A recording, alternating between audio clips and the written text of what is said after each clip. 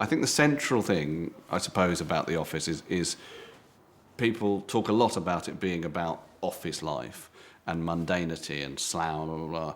And it is all that, and it's very... The tone of it and the atmosphere is brilliant, but what it is about is comedy. It's about a bloke who thinks he's the funniest person in the room, and he isn't. And that is a very great tragedy in modern life. English people particularly often define themselves by their sense of humour. You know, a good sense of humour is a very valuable thing. And everyone generally thinks they've got a good sense of humour. And so, of course, not everyone can. And so there's a lot of fun to be had there. And also there's a big difference between humour and comedy. You know, I think that we are peculiar British people, that we really rely on humour. It's so fundamental. When two Brits meet, it's who gets the first joke out, really. But that's nothing to do with comedy, per se. And David Brent was bad at both. He didn't have a great sense of humour, and he wasn't a comedian. And we were very careful that David Brent didn't say, I want to be a comedian. He'd say, I'm a comedian. I think that David Brent is certainly a pathetic character. However, you know that he's going to be okay because his self-awareness is off. He really does fancy himself to be an entertainer and a comedian and a great guy. At the end of the day, his self-awareness is not beating him up.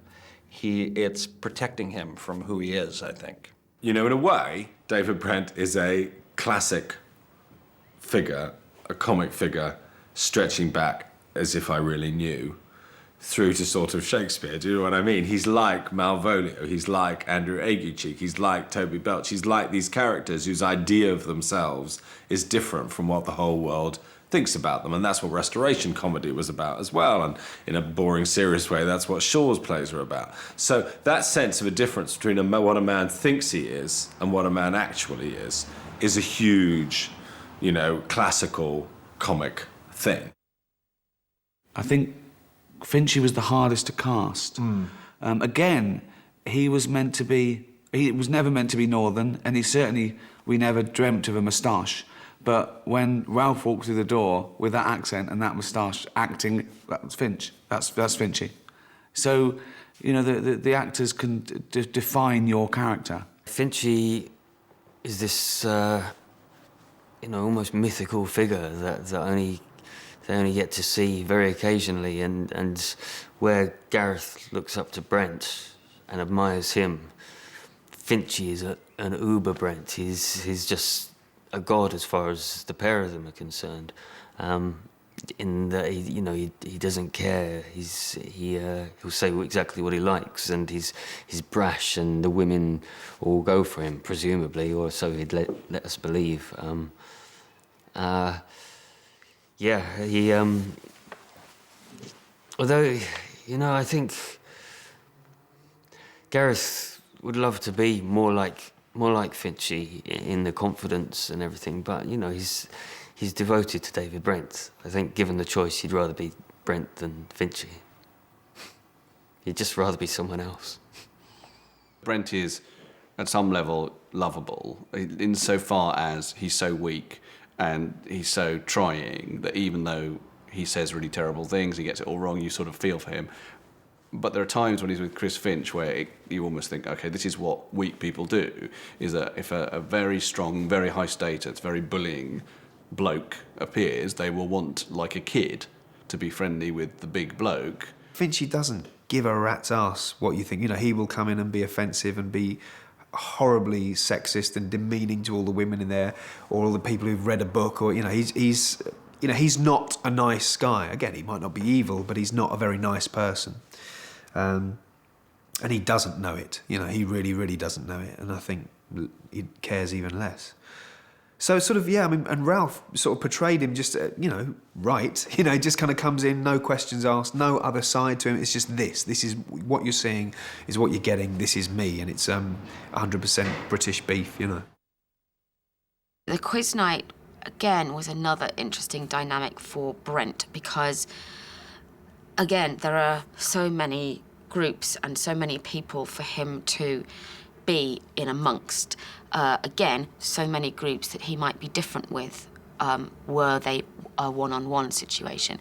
So first of all, he has the quiz where he wants to win because he likes to win, but also because he's partnering Finch, and Finch is cruel.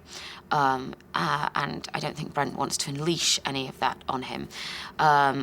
Thirdly, he has Tim and Ricky to be against, and they are a lot younger than him. They've been educated. They've, they're things that he isn't anymore and would like to be. So by winning would prove that it didn't matter that they had all these things. There's a lot going, and all of this is happening to him on camera.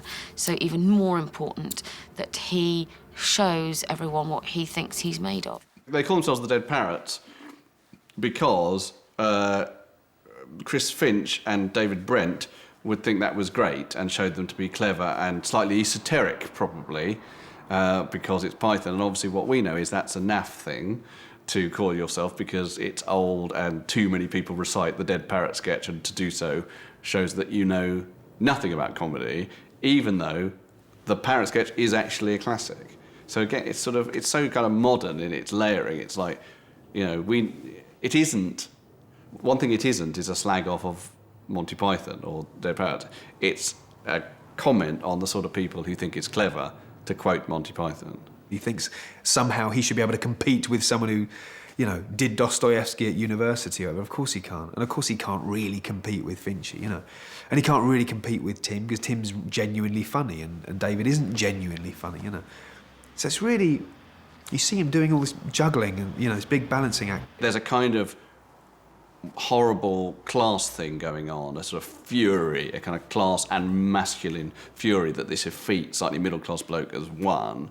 And the point is Brent joins in with the bullying at that point. Brent's sheer weakness kind of comes across there.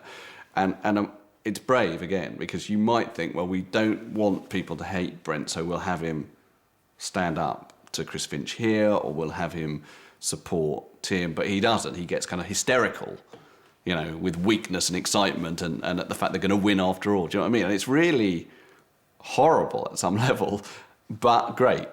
Great that they're prepared to stretch the elastic by which you might still sympathise with David Brent that far.